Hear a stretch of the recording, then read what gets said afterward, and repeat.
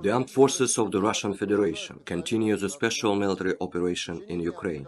During the day, 13 military assets of Ukraine were hit by high-precision air-based missiles of the Russian Aerospace Forces. Among them 2 command posts, 11 strong points and areas of Ukrainian manpower and military equipment concentration.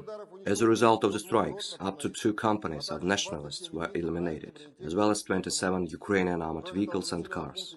In addition, 1 depot of missiles for Osa-AKM anti-aircraft missile systems was destroyed in Chervonnoe.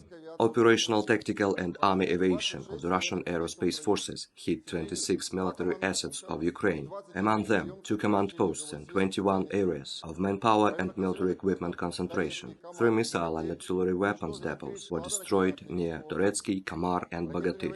During the day, missile troops hit 1 command post, 5 areas of manpower and military equipment concentration, as well as 1 artillery battery. 1 Ukrainian Mi-8 helicopter, 1 Buk-M1 anti-aircraft missile system, as well as 1 electronic warfare station were destroyed at the airfield near Barvinkova.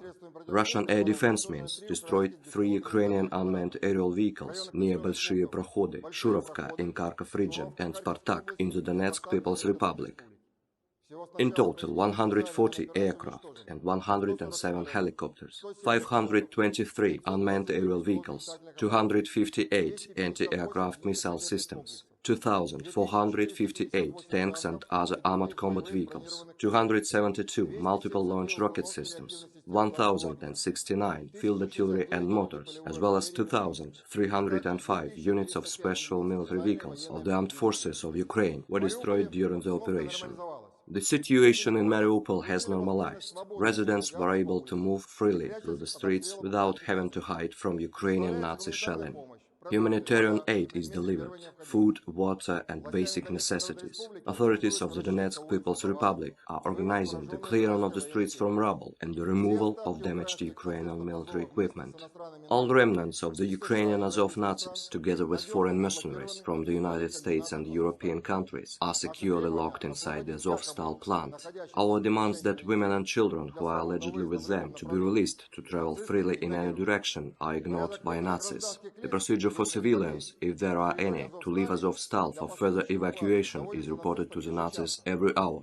This information is also brought to representatives of the Kiev regime through Deputy Prime Minister Vereshchuk. The holding of civilian hostages, if there are any, by the Azov Nazis and foreign mercenaries proves that they are not defenders but complete terrorists. In this regard, the US State Department spokesperson attempts to lie about the Nazi allegedly keeping control over Mariupol are a fake and a direct abetment of terrorists at a high state level. The State Department is habitually misinforming its own citizens and everyone else. Washington is interested in Ukraine and inhabitants of Mariupol and other cities only in terms of profits from arms supplies and the fight against Russia, at least to the last Ukrainian, as all its proxy states repeat on behalf of the State Department.